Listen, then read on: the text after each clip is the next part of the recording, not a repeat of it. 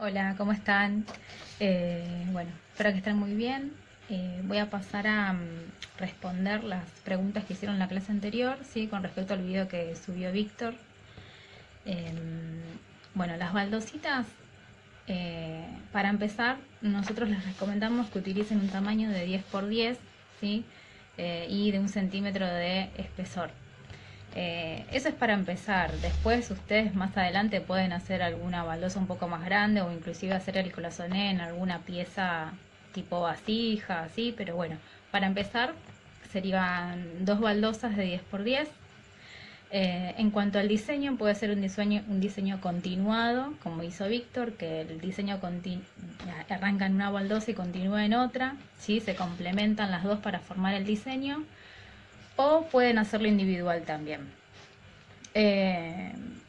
Nos parece un poquito más jugado, por así decirlo, utilizar dos baldosas que generen un mismo diseño. Entonces, bueno, para salir un poco de la baldosa simple, estaría bueno que el diseño sea continuado. Si no, no importa, no hay problema, ¿sí? Estamos en tiempos en que no nos vamos a poner tan estrictos con ciertas cosas, con ciertas cuestiones. Bueno, con respecto a los tabiques, preguntaron bastante el tema del grosor del tabique. En realidad es relativo. Ustedes van a ver que el cloisonné que se aplica en metal, ¿sí? El trabajo que se hace sobre metal, utilizan unas láminas de metal muy finitas, que bueno, son, no sé, deben tener menos de 1 milímetro de grosor, ¿sí? Y son láminas, o sea, son planchuelitas. Entonces el trabajo del cloisonné queda distinto en comparación al de cerámica. En cerámica nos vamos a ayudar ya sea con una jeringa, que en ese caso vamos a tener el tabique bien parejo, nos va a quedar bien parejito, y si no, bueno, lo hacemos a mano. Yo acá tengo dos jeringas, ¿sí?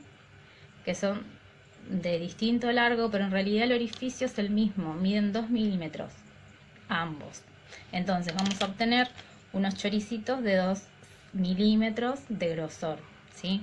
Entonces, en el caso que ustedes hagan los choricitos a mano, estaría bueno que traten de que el tamaño de ese choricito sea de 2 milímetros aproximadamente, ¿sí? Es un tamaño que está bien, no es ni tan exagerado ni tampoco tan pequeño, ¿sí? El cloisonné es un trabajo delicado, ¿sí? Eso es característico de esta técnica. Por lo tanto, por más que el diseño pida un poco más de grosor, a veces queda un poco grotesco, un poco grosero, el exagerar tanto el grosor del tabique, ¿sí? Entonces un tamaño de 2 milímetros aproximadamente estaría bien, que sería como el que queda con la jeringa, ¿sí? Eh, bueno, después, preguntaban si se costuran. Ustedes vieron que en el video Víctor no costura en ningún momento, ¿sí? Lo que ayuda a la adherencia del tabique en la pieza es el surco que hacemos más la barbotina o el agua que le pongamos para que ese choricito se adhiera, ¿sí? Entonces, no se costura, no es necesario, la costura se reemplaza por el agregado de barbotina o agua, y después de aplicar el choricito, el agregado de barbotina para unir las uniones, ¿sí? No hace falta costurar, directamente con la barbotina ya sería suficiente. Lo que sí es importante en ese proceso, que Víctor muy bien lo explica, es que a medida que van ubicando los choricitos, los tabiques, tienen que ejercer un poquito de presión, no tanto porque si no el choricito se aplana y va a quedar deforme en comparación al resto de los tabiques. Entonces, la presión que van a ejercer va a ser suave y pareja en toda la superficie donde aplican los tabiques, ¿sí? El surco no es necesario profundizar tanto. Ustedes vieron que Víctor utilizó un cable, ¿sí? El cable más o menos va a tener también la medida de 2 milímetros aproximadamente. Ustedes no pueden hacer un surco que tenga 5 milímetros de ancho, no de profundidad, de ancho, y ubicar un choricito que tenga 2 milímetros. Es exagerada la diferencia, entonces van a va a quedar mal, ¿sí? Entonces el surco va a ser del ancho aproximado del choricito que vamos a aplicar arriba. ¿Está bien? Si hacemos un surco muy pequeñito y el choricito va a ser más grande, nos va a pasar lo mismo. Va a ser a la inversa, pero va a ser igual, no va a terminar de adherirse. Entonces necesitamos que más o menos tengan el mismo tamaño, ¿sí? La profundidad, no es necesario hacer un surco tan profundo. Si lo hacen con un cable o con una tanza gruesa, es simplemente presionar y que se marquen, no más que eso. Y si el diseño lo van a marcar con alguna herramienta, con una esteca de metal o con algún punzón o una esteca de punta de madera, es simplemente marcar, no hacer una incisión profunda, es solo marcar, ¿sí? Y bueno, ya insisto en esto, que no sea ancho, sino que mantenga el grosor más o menos aproximado, ¿sí? Tampoco es que hay que medirlo con la regla, pero aproximadamente el mismo grosor del choricito que vamos a aplicar. Si hacen los tabiques a mano, yo les recomiendo un poquito de práctica antes, hacer un par que mantengan cierta elasticidad, cierta humedad a la pasta, y emprolijarlos antes de acomodarlos, ¿sí? Entonces ahí van a obtener más o menos un grosor parejo. Una vez que lo aplican, dejamos secar, bueno, con todo el proceso que hizo Víctor, que agregó la barbotina para fijar mejor los tabiques, dejamos secar y después cuando pulimos, en ese momento de pulido con la virulana, ahí terminamos de emprolijar, ¿sí? Cuando está en estado de cuero, que todavía podemos mover un poquito los tabiques y acomodarlos, bueno, ahí los acomodamos, pero no es necesario aplanar o deformar, ¿sí? Es simplemente acomodar, solo eso.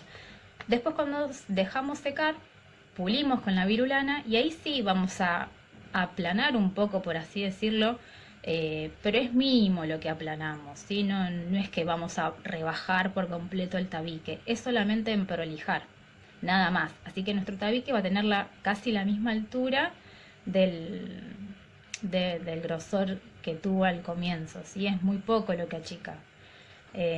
Más el pulido baja un poco más, pero no es que va a quedar plano, ¿sí? Lo importante en este caso es tener en cuenta que la función del tabique es contener el esmalte. Entonces, necesita tener cierto relieve que contenga ese esmalte. Si no, si aplanamos por completo y queda del mismo alto que pegado casi a la base, a la placa, no nos va a servir mucho, ¿sí? Entonces, se va a aplanar un poco, pero no es necesario aplanarlo. No sé si me explico, no es necesario que lo aplanen. Se aplana por el pulido, nada más, ¿sí? Ahora, si nuestro diseño necesita de cierta forma que el tabique sea un poco más plano, ¿sí? En ese caso sí, rebajamos un poquito más, quizás con una lija, suavecito se puede ir rebajando, pero es también eso, o sea, depende también del diseño que se utilice, no es válido para todos los diseños, ¿está bien? Pero por lo general el tabique queda cilíndrico, no hace falta aplanarlo, ¿sí? Preguntaban también por el tema de del proceso de secado de las baldosas una vez que tienen los tabiques puestos. ¿Cómo hacer para que no se arqueen tanto? Bueno, si los tabiques están bien puestos, no hay ningún problema, ¿sí? Durante el secado va a ser el mismo proceso que con cualquier baldosa. Poner unas varillas arriba como para que no se arqueen las puntas y después, bueno, se puede dar vuelta, ¿sí? Se puede girar la baldosita para que seque bien del otro lado y para que no se arquee. Eso, el procedimiento es el mismo. Bueno, con la diferencia que hay que tener un poquito más de recaudo porque tienen los tabiques colocados y que es mucho más frágil la pieza en ese estado de humedad, ¿sí? Está ya casi seca, entonces bueno, es mucho más frágil, hay que tener mucho más cuidado cuando se manipula, cuando se da vuelta, cuando se apoya la maderita arriba, porque los tabiques son finos dentro de todo, y bueno, y en el secado se ponen mucho más frágiles, al igual que cualquier pieza, ¿sí? Así que bueno, creo que respondí todo. Sí, me parece que sí. Bueno, ahora Víctor nos va a mostrar la continuación del proceso, ¿sí? Vamos a ver el esmaltado y cómo quedó la pieza bizcochada. Así que van a surgir nuevas preguntas y después se las responderemos.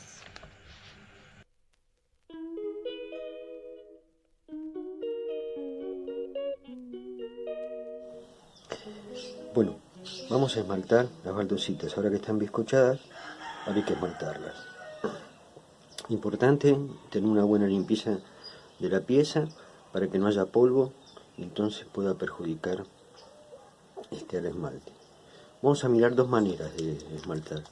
Una vamos a hacer con la perilla, que puede ser la de goma o esta, en este caso la que yo tengo. Entonces, con mucho cuidado vamos llenando todo.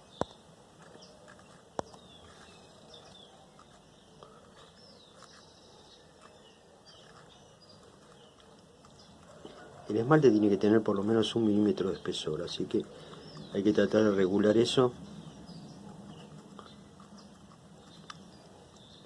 Tratar de que no se pase. De esta manera es sencillo, lo van llevando.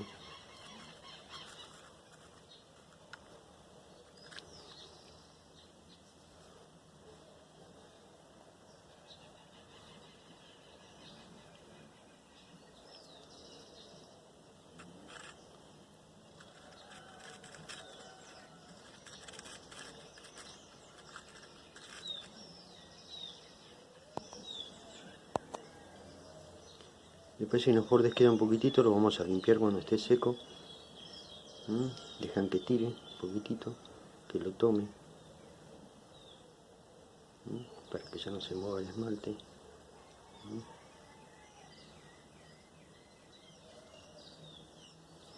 Bueno, esa sería una manera con la perilla.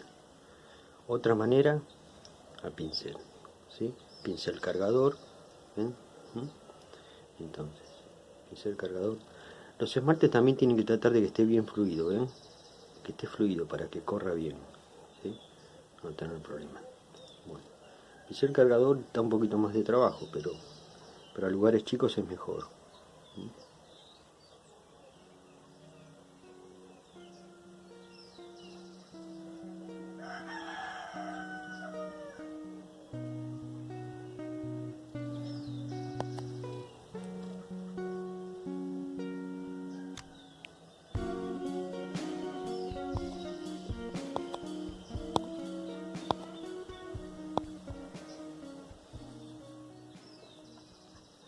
Siempre revolviendo el esmalte para que no se estacione.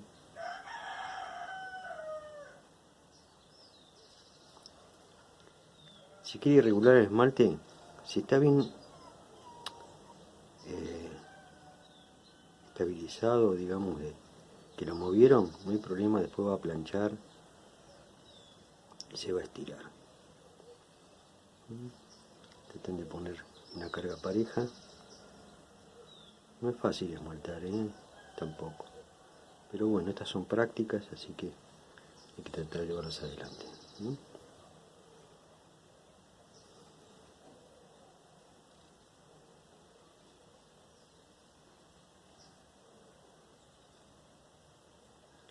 Dejen descargar el pincel, no pinten. No es pintar. Es dejar que el esmalte se descargue por la punta del pincel. Lo van llevando y lo van descargando. ¿Sí? No pinten porque si no van a distribuir mal el esmalte y va a quedar desparejo el color. Lo importante es que descargue, ven que descargue, va descargando la punta y lo van descargando.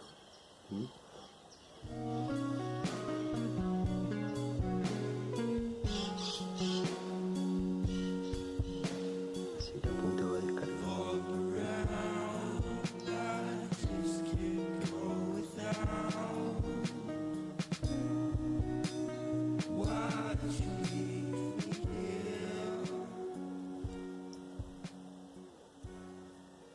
Y agarrarle la mano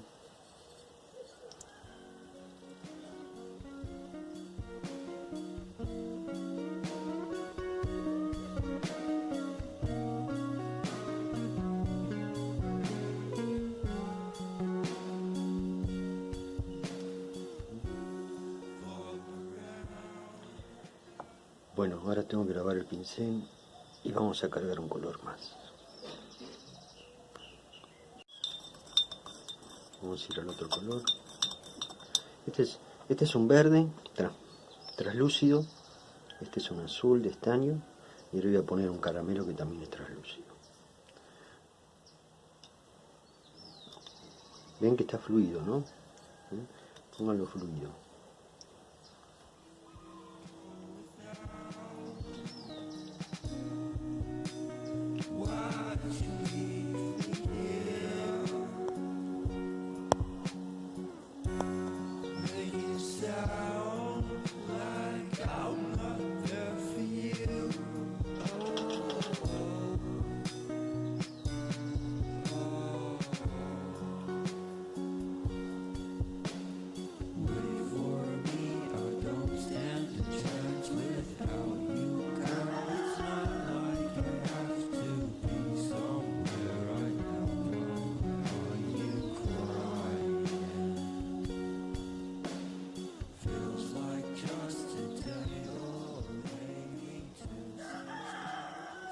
Voy a cargar un poquito más porque este está un poquito más aguado. Entonces le voy a dar un poquito más de carga al esmalte para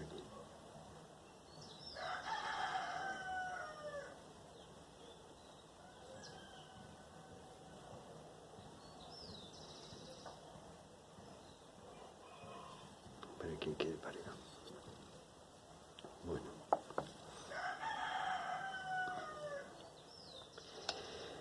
Después, una vez que esté seco, que esté más sequito, empezamos a hacer la limpieza de los bordes. Esto se puede hacer o sacándolo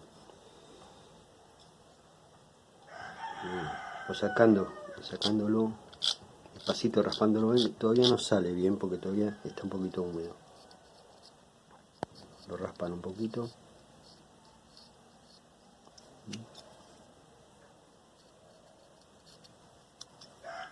Y después con una esponjita seca lo terminan de sacar. Este le falta ahí unos bordecitos un poquito, así que lo vamos a tocar un poquitito.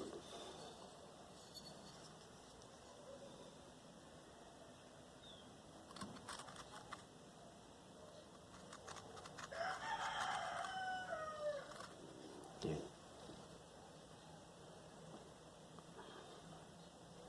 Bueno, ahí intentamos hacer una limpieza del borde. Cuanto más seco mejor porque sale mejor, ¿sí?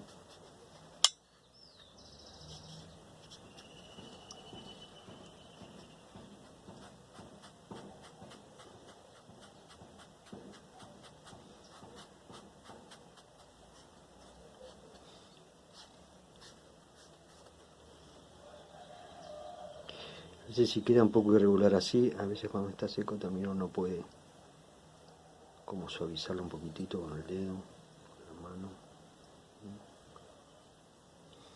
Bueno, y después de esto ya tiene que ir al horno. Ahora, después en la próxima les muestro cómo quedó. Hagan sus pruebas, fíjense, no es fácil esmaltar, pero bueno, esto es cuestión de hacer las pruebitas, ir probando, ir agarrando la cancha para poder llevarlo adelante. Bueno, vamos a ver cómo queda.